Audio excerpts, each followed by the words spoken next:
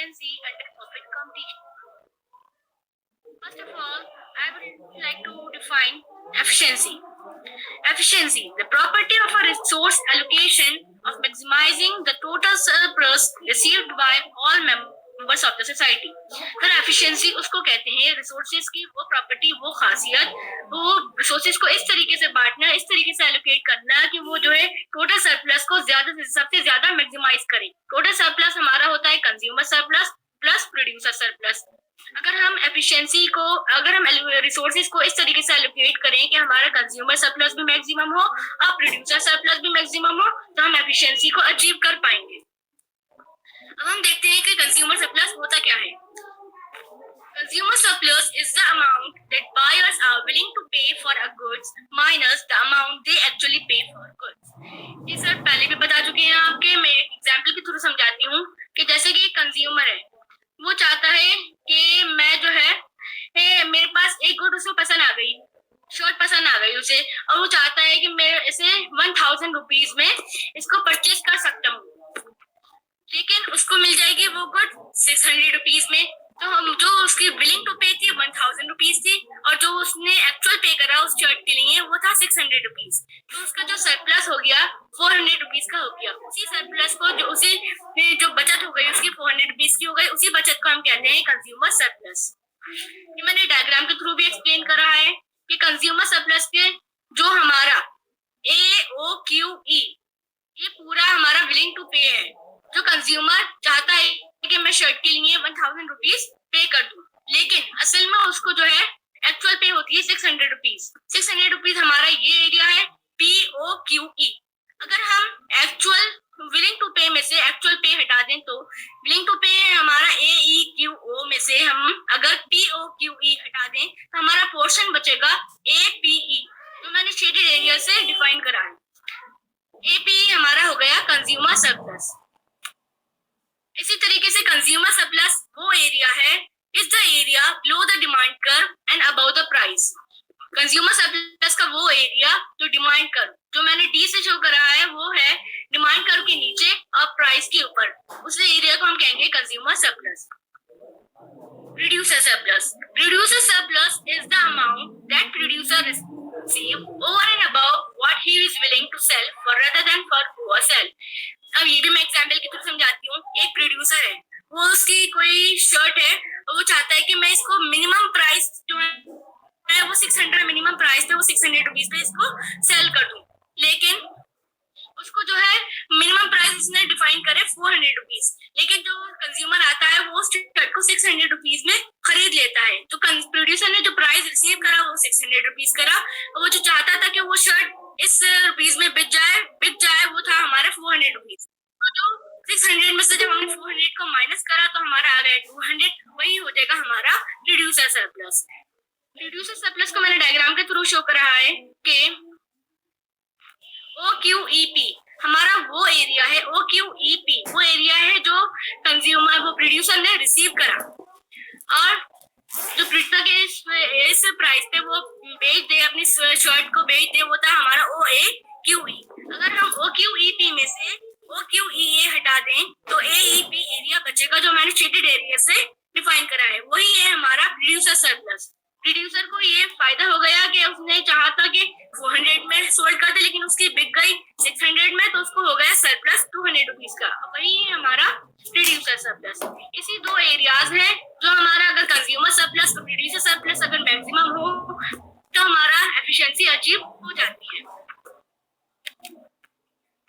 Producer surplus is the area above the supply curve and below the price. इसी तरीके से जैसे मैंने बताया था कंज्यूमर सरप्लस का, प्रोड्यूसर सरप्लस भी वो एरिया है जो सप्लाई कर्व से अबव है लेकिन प्राइस से नीचे है, और कंज्यूमर सरप्लस प्राइस से ऊपर होता है और डिमांड कर्व से नीचे होता है. Now I am explaining allocative efficiency. It occurs when price is determined by market forces of demand and supply. Allocative efficiency perfect competition को ही हासिल होती है. क्यों? क्योंकि जब perfect competition में जो प्राइस डिटरमाइन होते हैं वो मार्केट फोर्सेस से होते हैं, और मार्केट फोर्सेस होती है हमारी डिमांड एंड सप्लाई. तब जब प्राइस हमारी डिटरमाइन करेगी डिमांड एंड सप्लाई फोर्सेस, तभी हमारी होगी एलोकेटिव एफिशिएंसी अच्छी. It occurs when price is determined by market forces of demand and supply. Allocative efficiency is said to be achieved if both the producer surplus and consumer surplus are maximum.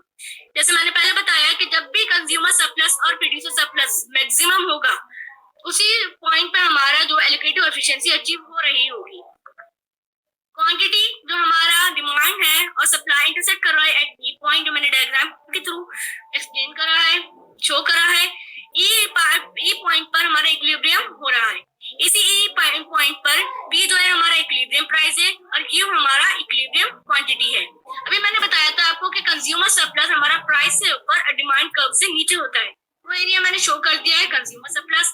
और हमारा producer surplus होता है price से नीचे और supply curve से ऊपर, वो हो गया हमारा प्रोड्यूसर सरप्लस। इसी पॉइंट पे हमारी एलोकेटिव एफिशिएंसी अचीव हो रही होगी, क्योंकि कंज्यूमर सरप्लस और प्रोड्यूसर सरप्लस दोनों को मिला के टोटल सरप्लस बनता है और यहाँ पे टोटल सरप्लस मैक्सिमम हो रहा है और यहाँ पे प्राइस जो है डिटरमाइन हो रहा है मार्केट फोर्सेस से, that is demand and supply. Quantity हमारी ओक्यू, प्राइस हो रहा है हमारा ईक्यू या फिर ओपी भी कह सकते हैं। एमसी यहाँ पे एमसी हमने सप्लाई कर, एमसी सप्लाई कर हमारा इक्वल होता है एमसी के, क्योंकि प्रोड्यूसर उस पॉइंट तक सप्लाई करता है जहां उसके जो सप्लाई हमारा जो ईच लास्ट पॉइंट होता है उसका प्रोड्यूस करने का वो इक्वल हो जाए एमसी के, दैट इज मार्जिनल कॉस्ट। और डिमांड कर होता है एमयू के, क्योंकि जहां पे जो कंज्यूमर है उस पॉइंट तक परचेज करेगा अपनी गुड्स को जहां पे उसका प्राइस इक्वल होगा मार्जिनल यूटिलिटी की, तो उसको मैक्सिमम सेटिस्फेक्शन मिल रहा होगा उस गुड को परचेज करने पर।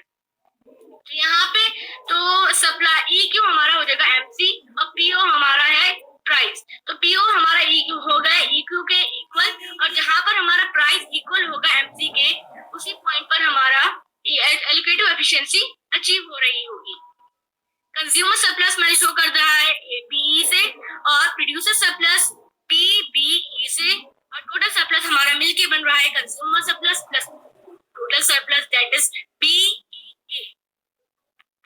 एलोकेटिव इनएफिशिएंसी, यहाँ पे तो पॉइंट था कि एलोकेटिव एफिशिएंसी कब अचीव होगी, जब प्राइस डिटरमाइन होंगे मार्केट फोर्सेस से, that is demand and supply, जहां पर हमारा प्राइस इक्वल होगा एमसी के और consumer surplus and producer surplus maximum होगा। अब देखते हैं एलोकेटिव इनएफिशिएंसी कब होगी। If market forces of demand and supply does not determine the price or there is some government intervention, then there will be market inefficiency or allocative inefficiency। अभी मैंने बताया था कि एलोकेटिव एफिशिएंसी जब achieve होगी जब प्राइस डिटरमाइन होंगे market forces से, लेकिन यहाँ पर इनएफिशिएंसी जब अचीव हो रही है जब जो है market forces that is demand and supply price को डिटरमाइन नहीं कर पा रहे हैं, या फिर कोई गवर्नमेंट इंटरवेंशन की वजह से प्राइस डिटरमाइन नहीं हो रहा है मार्केट फोर्सेस के थ्रू, तो जो है वहां पर होगा हमारा allocative inefficiency, that is market inefficiency. यहाँ पे जैसे कि मैंने डायग्राम के थ्रू एक्सप्लेन करा है कि डी हमारा डिमांड कर्व, एस हमारा सप्लाई कर्व, क्योंकि एस अभी मैंने बताया एमसी कर्व के इक्वल होता है और डी हमारा है एमयू के इक्वल। यहाँ पे दोनों पॉइंट इंटरसेक्ट कर रहे हैं ई पे, पॉइंट ऑफ इक्विलिब्रियम। प्राइस है हमारा पी इक्विलिब्रियम प्राइस और क्यू है हमारा इक्विलिब्रियम क्वांटिटी। यहाँ पे producer surplus consumer surplus PE and PBE, लेकिन अगर प्राइस डिटरमाइन नहीं हुए मार्केट फोर्सेस से that is demand and supply, अगर उन्होंने Q1 पे क्वांटिटी उन्होंने अपनी प्रोड्यूस करी, Q को हटा के Q1 पे क्वांटिटी प्रोड्यूस करी, तो फर्स्ट कंडीशन है हमारी व्हेन कंज्यूमर प्रोड्यूसेस Q1, जब कंज्यूमर प्रोड्यूस करेगा Q1 पे तो प्राइस हमारा हो जाएगा, क्योंकि मैंने भी बताया था कि जब कंज्यूमर उस पॉइंट पर परचेज करेगा जब उसकी प्राइस इक्वल हो गया एमयू के, तो CQ1 उसका क्या हो जाएगा प्राइस, और सप्लाई भी मैंने बताया एमसी के, तो सप्लाई क्या हो रहा है DQ1, तो CQ1 प्राइस ज्यादा है DQ1 एमसी से, जब प्राइस ज्यादा होगा DQ1 से तो यहाँ पे हमारी एलोकेटिव इनएफिशिएंसी होगी, यहाँ पे कंज्यूमर का लॉस हो रहा है, क्योंकि पहले हो रहा था हमारा अचीव एपीई कंज्यूमर सरप्लस, लेकिन अब जब हम Q1 प्रोड्यूस कर रहे हैं तो हमारा लॉस हो रहा है C के पॉइंट शो करने से रह गया CFE, जो मैंने 1 पॉइंट शो करा है, 1 पॉइंट से जो शो हो रहा है लॉस ऑफ कंज्यूमर सरप्लस, अगर वो Q1 पे प्रोड्यूस कर रहा है तो, और उसी तरीके से प्रोड्यूसर सरप्लस को मैंने शो करा है 2nd पॉइंट से वहाँ पे हो रहा है लॉस ऑफ प्रोड्यूसर सरप्लस, क्योंकि अगर क्यू पे वो प्रोड्यूस करता तो बी बी ई करता, लेकिन वो Q1 पे प्रोड्यूस कर रहा है तो उसका लॉस हो रहा है। सेकंड जो मैंने 2 पॉइंट से शो करा है वो हो रहा है लॉस ऑफ प्रोड्यूसर सरप्लस, वो होगा एलोकेटिव इनएफिशिएंसी। इसी तरीके से मैंने शो करा है सेकंड कंडीशन, अगर वो Q2 को प्रोड्यूस करता है, अपनी क्वांटिटी Q2 पे प्रोड्यूस करता है तो हमारी थर्ड कंडीशन जो है वो मैंने शो करी है लॉस ऑफ प्रोड्यूसर सरप्लस से, क्योंकि लॉस ऑफ प्रोड्यूसर सरप्लस इस तरीके से होगा, अभी मैंने बताया कि जो GQ2 ये हो जाएगा हमारा MC और FQ2 हमारा हो जाएगा प्राइस। अब सप्लाई हमारा MC ज्यादा है प्राइस से, तो हमारा हो जाएगा लॉस ऑफ प्रोड्यूसर सरप्लस, जो हमने थर्ड कंडीशन से शो करा है। और फोर्थ कंडीशन हो जाएगी हमारी लॉस ऑफ कंज्यूमर सरप्लस, क्योंकि MC ज्यादा है प्राइस से, और जब MC ज्यादा होगी प्राइस से तो हमारा फोर्थ कंडीशन हो जाएगा लॉस ऑफ कंज्यूमर सरप्लस। अगर हम Q1 पे करेंगे या Q2 पे करेंगे तो हमारा लॉस हो रहा है किसी कंडीशन पे, loss of consumer surplus and loss of producer surplus. लेकिन जब हम Q पे हम शो कर रहे हैं, प्रोड्यूस कर रहे हैं अपनी क्वांटिटी, तो हमारा कंज्यूमर सरप्लस और प्रोड्यूसर सरप्लस में कोई लॉस नहीं हो रहा है, वो हो रहे हैं मैक्सिमम। इसी पॉइंट पे हमारी होगी एलोकेटिव एफिशिएंसी, और Q1 और Q2 पे हमारी होगी allocative inefficiency. Therefore, allocative efficiency is achieved when price of the good determined by demand and supply, that is P is equals to MC. As I already told you that allocative efficiency जब achieve होगी जब price हमारे determine होंगे demand and supply से, उस condition में consumer surplus और producer surplus जो होता है हमारा टोटल सरप्लस वो मैक्सिमम होगा, और वहां पे P is equals to MC मतलब प्राइस होगा इक्वल मार्जिनल कॉस्ट के। लेकिन but if we produce less than equilibrium quantity or more than equilibrium quantity, then there will be loss in total surplus. जहाँ मैंने बताया कि अगर Q1 पे वो अपने प्रोड्यूस करेगा या Q2 पे प्रोड्यूस करेगा तो उसे हो जाएगा loss of total surplus, that is consumer surplus, plus loss of producer surplus, that is loss of total surplus.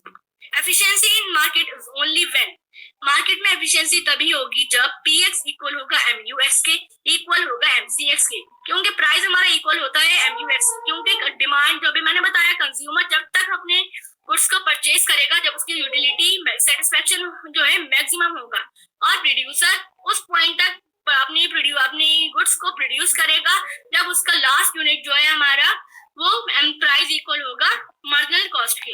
तो प्राइस हमारा इस तरीके से दोनों का इक्वल हो गया, price equals to MU plus is equals to MC। यही कंडीशन है हमारी एफिशिएंसी की, allocative efficiency in the market और in perfect competition. That's it for today, thank you sir.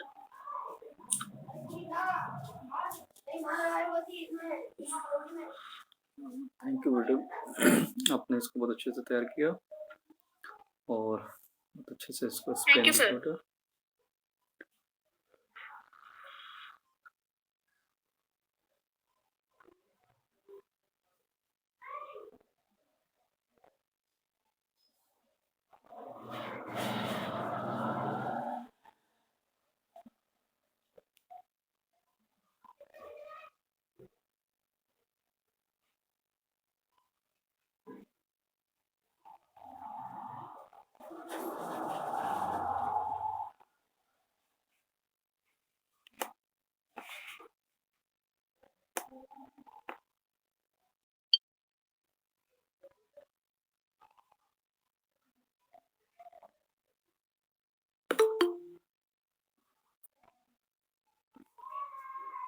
Screen share हो रही है आप लोगों के साथ? Yes sir. Yes sir.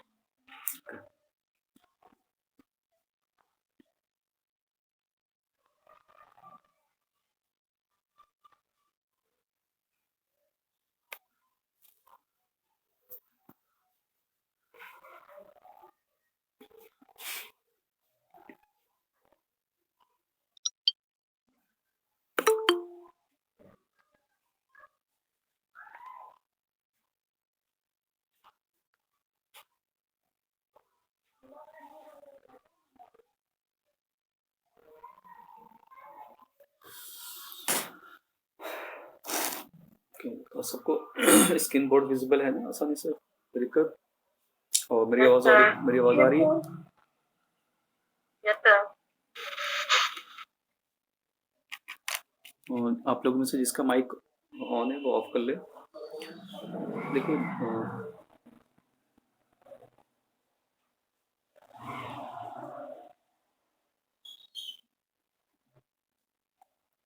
आप लोगों को पढ़ना है एलोकेटिव एफिशिएंसी।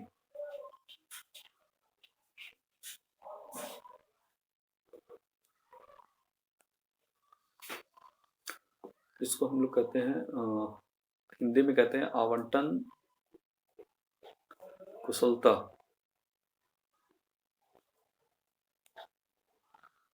ठीक है, हिंदी में इसको कहते हैं आवंटन कुशलता। देखिए जो ये आपके सामने टर्म लिखा हुआ है एलोकेटिव और एक टर्म है एफिशिएंसी। ठीक है, अगर हम इसको दूसरा चीज आपका आगे जुड़ा हुआ था इन या अंडर परफेक्ट कंपटीशन, ये वर्ड आपके सामने जुड़ा हुआ था अंडर द परफेक्ट कंपटीशन, मतलब आवंटन कुशलता पूर्ण प्रतियोगिता के अंतर्गत। ठीक है, या इसको हिंदी में इस तरीके से लिख सकते हैं पूर्ण प्रतियोगिता के अंतर्गत, पूर्ण प्रतियोगिता के अंतर्गत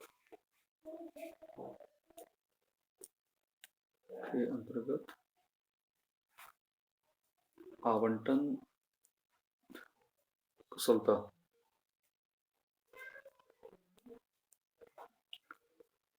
कि सबसे पहले तो आप लोगों को ये चीज तो हमने पहले ही क्लियर कट कर दिया था कि परफेक्ट कंपटीशन एक ऐसा कंपटीशन है, मार्केट का एक ऐसा स्ट्रक्चर है।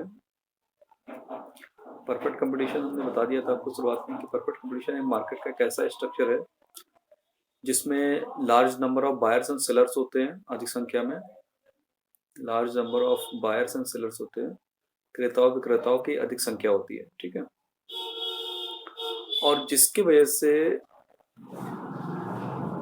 मार्केट पावर क्या होती है, मार्केट पावर किसी के हाथ में नहीं होती, मार्केट पावर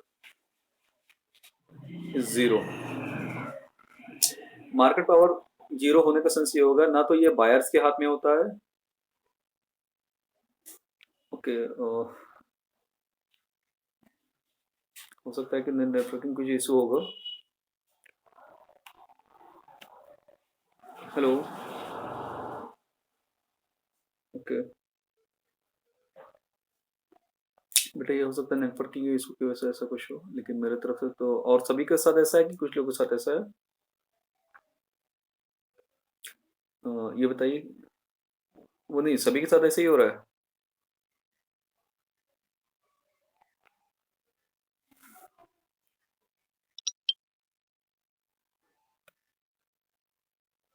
ओके, हेलो, अब आवाज सही आ रही है एक्चुअली,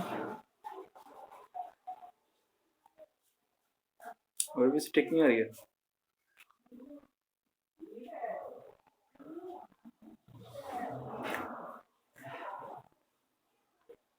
हो सकता है नेटवर्किंग की वजह से ऐसा हो, और फिर से रिफ्रेश कर लीजिए अपना नेटवर्क को, क्योंकि मेरे तरफ से नेटवर्क ठीक आ रहा है।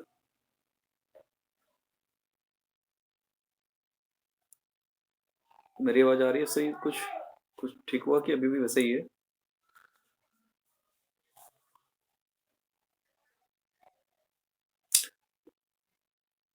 बेटा थोड़ा थोड़ा हो रहा है ना पूरे तरीके से।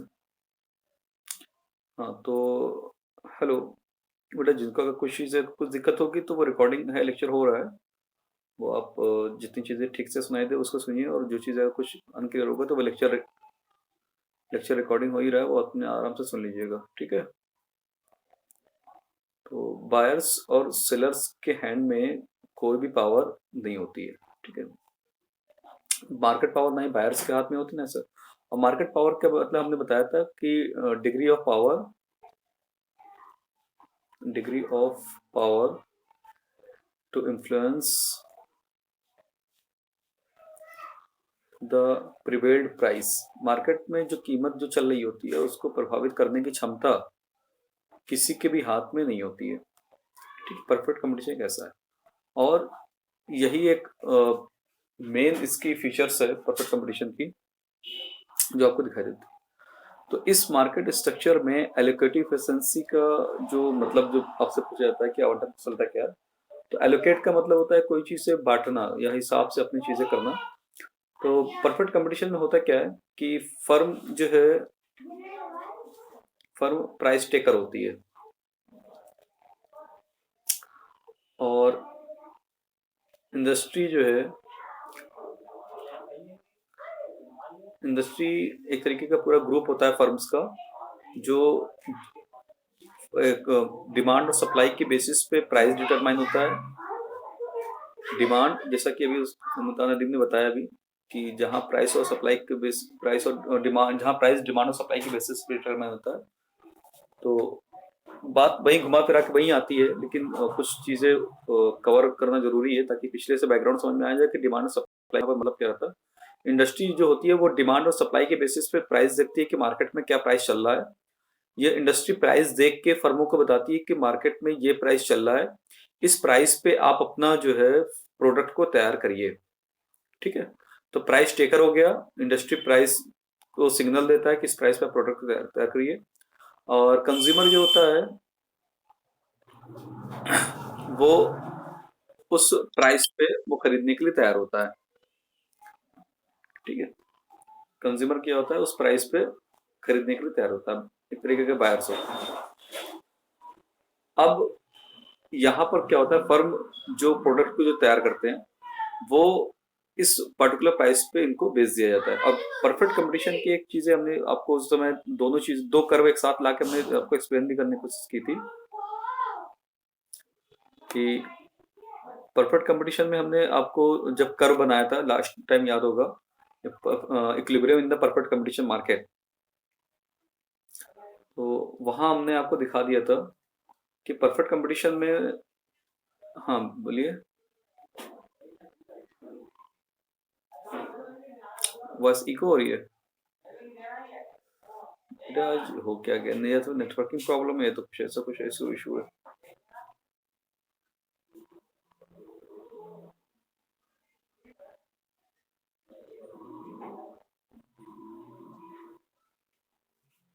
एक बार आप फिर से रिफ्रेश करके नेटवर्क पे ज्वाइन करिए, फिर से एक बार वो करके आप ज्वाइन करिए, देखिए शायद सही हो जाए, क्योंकि बेटा मेरे तरफ से नेटवर्किंग फुल है और रेगुलर हम लोग। अच्छा,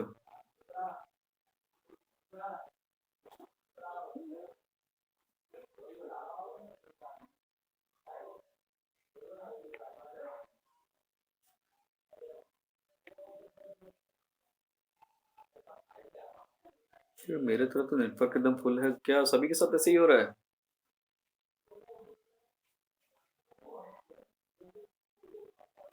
ये लोग जो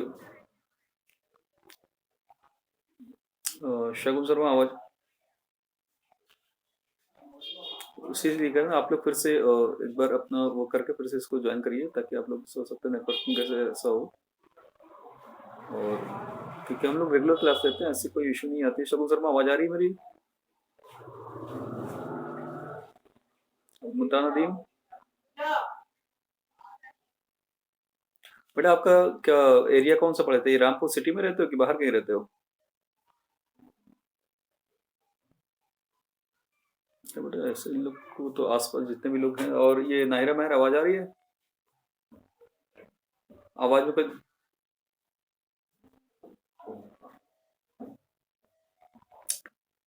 इसमें,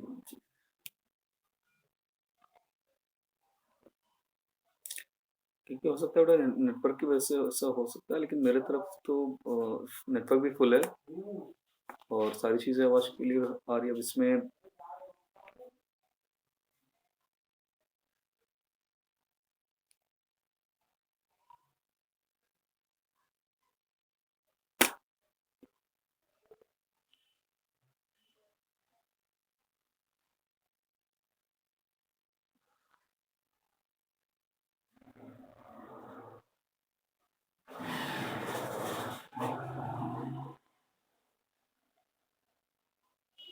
स्क्रीन विजिबल है,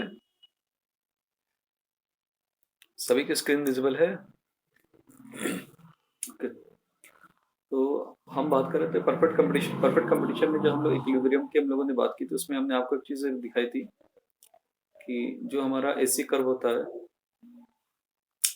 और जो हमारा जो है मार्जिनल कॉस्ट कर्व होता है, वो ये थोड़ा हमने इसको गलत तरीके से बना दिया है।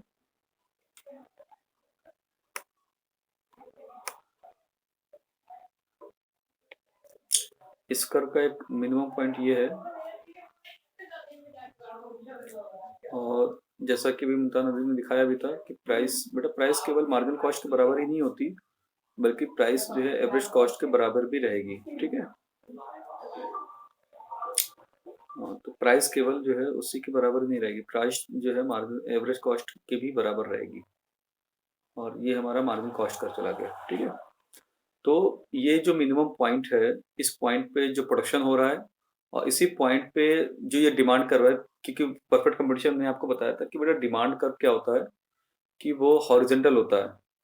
क्योंकि फर्म जो है प्राइस टेकर होती है और हॉरिजेंटल डिमांड का परफेक्ट कंपटीशन पाया जाता है, क्योंकि large number of buyers and sellers होते हैं, और जिसकी वजह से जो है जो गिवन प्राइस पे, और प्रोडक्ट भी क्या होता है, आइडेंटिकल होता है, होमोजीनियस एंड आइडेंटिकल प्रोडक्ट होता है, ये भी बताया था।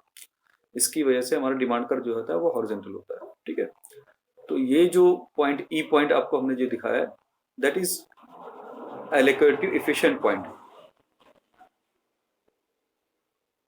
ठीक है, आवंटन कुशल एलोकेटिव एफिशिएंट क्यों है? क्योंकि जो है जो प्रोडक्शन किया जा रहा है ना, उन्होंने जो फर्म ने जो अपना रिसोर्सेस एलोकेट किया, वो इस तरीके से एलोकेट किया कि मिनिमम कॉस्ट पे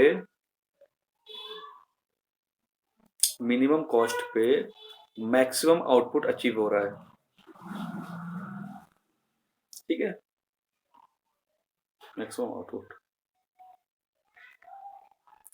तो एलोकेटिव एफिशिएंसी बेटा इसी बेटा माइक माइक जिसको ऑन ऑफ करो, तो बेटा एलोकेटिव एफिशिएंसी इसी को कहते हैं कि allocative efficiency implies that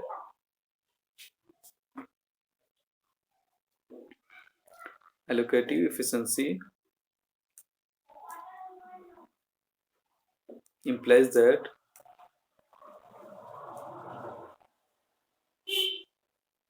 the allocation of the resources,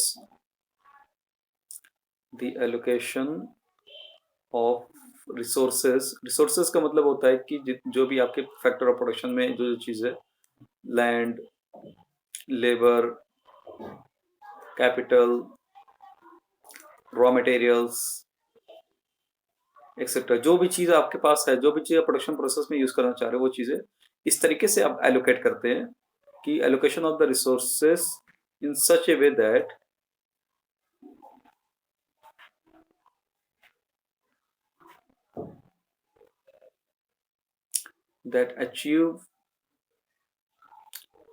achieve maximum output at the minimum cost. Got it बेटे? बात समझ में आ गई आपको कि आवंटन कुशलता उस स्थिति को कहते हैं जिसमें संसाधनों का आवंटन इस प्रकार किया जाता है कि न्यूनतम लागत पर अधिकतम उत्पादन प्राप्त किया जाए। तो अब आप यहाँ कर्व से देखोगे, ये परफेक्ट कंपटीशन ही एक ऐसा स्ट्रक्चर है जिसमें ये आपको कर्व से दिख रहा होगा, जो हमारा एवरेज कॉस्ट कर्व है उसके मिनिमम पॉइंट पे देखो प्रोडक्शन हो रहा है, और जो हमारा जो है मार्जिनल कॉस्ट कर्व है वो एवरेज कॉस्ट कर्व को मिनिमम पॉइंट पे काट कर इंटरसेक्ट करके ऊपर बढ़ रहा है। तो इस इंटरसेक्शन पॉइंट्स ऑफ प्राइस भी हमारा उसी लेवल पे है। मतलब इसका ये होगा कि एक P is equal to MC and is equal to AC, that is allocative efficient point. Allocative efficiency क्यों है? क्योंकि अब यहाँ पर जो हमारा जो कंज्यूमर सरप्लस है वो भी मैक्सिमम है, क्योंकि कंज्यूमर को जो है कंज्यूमर सरप्लस मैक्सिमम कब होता है? जब हमें मिनिमम प्राइस पे मतलब मिनिमम जितना स्तर हो सकता है उस प्राइस पे उसको गुड्स मिल रही है। तो मिनिमम प्राइस पे उसको गुड्स मिल रही है, तो इसका मतलब ये होगा कि ऑलरेडी उसका सरप्लस क्या है? मैक्सिमम है। गॉट इट बेटा? इनडायरेक्टली वो यही इंप्लाइज करता है, क्योंकि देखिए प्राइस इससे नीचे नहीं जा सकता। आपने अभी कर पे वहां दिखाया था ना कि सर जो डिमांड कर्व के नीचे, मतलब इसका ये हो गया कि अगर मिनिमम ये प्राइस आपने जो दिखाया था कि सर यहाँ पर प्राइस है और इतना हिस्सा उसका जो है सरप्लस है, तो इसका मतलब देखिए वही चीजें तो हो गई, आप उधर कर्व से मिला लीजिए, मैच कर लीजिए। तो इसका मतलब ये कि उससे नीचे इस पी से नीचे प्राइस नहीं जा सकता। तो इसका मतलब ये कि ऊपर का हिस्सा जितना भी है वो कंज्यूमर का क्या है, सरप्लस मैक्सिमम है। तो परफेक्ट कंपटीशन एक ऐसा मार्केट स्ट्रक्चर है जिसके अंदर कंज्यूमर का सरप्लस क्या होता है, मैक्सिमम होता है। ठीक है, और न केवल कंज्यूमर सरप्लस मैक्सिमम होता है बल्कि हमारा प्रोड्यूसर सरप्लस भी, वो भी मैक्सिमम होता है। अब क्वेश्चन उठता है कि प्रोड्यूसर सरप्लस कैसे मैक्सिमम है। प्रोड्यूसर सरप्लस मैक्सिमम इसलिए होता है कि वो जो मिनिमम प्राइस वो एक्सपेक्ट कर रहा होता है, उस मिनिमम प्राइस पे ही वो बेच पाता है। ठीक है, ना तो उसे प्रॉफिट होता है ना ही लॉस होता है। ठीक है, क्या कह रहे हो? हेलो बेटा, जिनका माइक ऑन है वो ऑफ कर लो। ये किसका माइक ऑन है?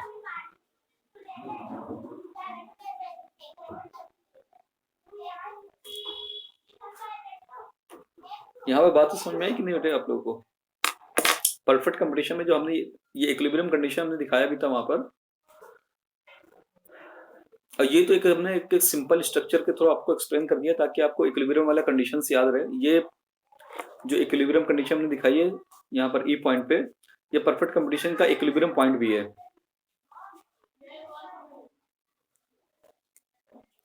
और कहीं कहीं बुक्स में आपको मिलेगा कि इसी को वो प्रोडक्शन पॉसिबिलिटी कर्व के थ्रू भी एक्सप्लेन करते हैं। ठीक, हाँ हाँ, तो वो कुछ बुक्स में आपको मिलेगा कि वो प्रोडक्शन पॉसिबिलिटी कर्व ले लेंगे। जैसे वो कहेंगे कि जो है एलोकेटिव एफिशिएंसी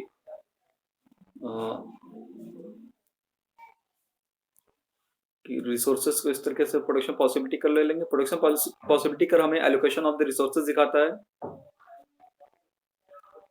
प्रोडक्शन पॉसिबिलिटी कर हमें एलोकेशन ऑफ द रिसोर्सेज दिखाता है। ठीक है, कि दो गुड्स को प्रोड्यूस करने के लिए लेबर और कैपिटल को किस तरीके से एलोकेट किया गया है। ठीक है, ये हो गया। और मान लो कि इस पॉइंट पे प्रोडक्शन होता है पी पॉइंट पे, तो पी पॉइंट पे वो एक टेंजेंट लाइन ले लेंगे आपको, अब वहां से फिर आपको वो इस तरीके से कर्व बना देंगे अंदर, और अंदर फिर वो लेके ये डिस्ट्रीब्यूटिव ऑफ एक्सचेंज करके इंडिफरेंस कर्व का इक्विलिब्रियम हिस्सा दिखा देंगे, और वो चीज आपको दिखा देंगे कि एलोकेटिव एफिशिएंसी ये भी है। तो डिपेंड, बातें वही घुमा फिरा के आ जाती है। ठीक है, बातें घुमा फिरा के वही आ जाती है कि जो है वो एडवांस लेवल का, मतलब एलोकेटिव एफिशिएंसी वो भी शो करता है, लेकिन वो एडवांस लेवल का जो ये दिखा रहे हैं। बेटा माइक जिसका ऑन है प्लीज ऑफ कर लो, माइक जिनका भी ऑन है प्लीज ऑफ कर लो, कि इसके डिस्टरबेंस होता है बेटा क्लास में। तो वो भी एलोकेटिव एफिशिएंसी का ये भी एक तरीके एक्सप्लेन करने,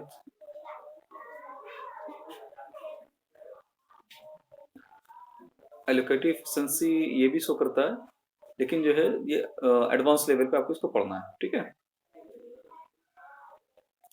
तो और कोई दिक्कत किसी को यहाँ पर?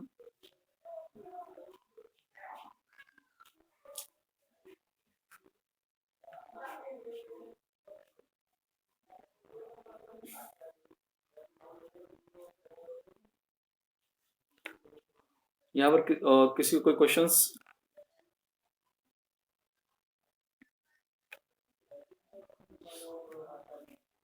बेटा ये हमने इसको आपको अभी तैयार नहीं करना है, ये अभी एडवांस लेवल पे है। ठीक है,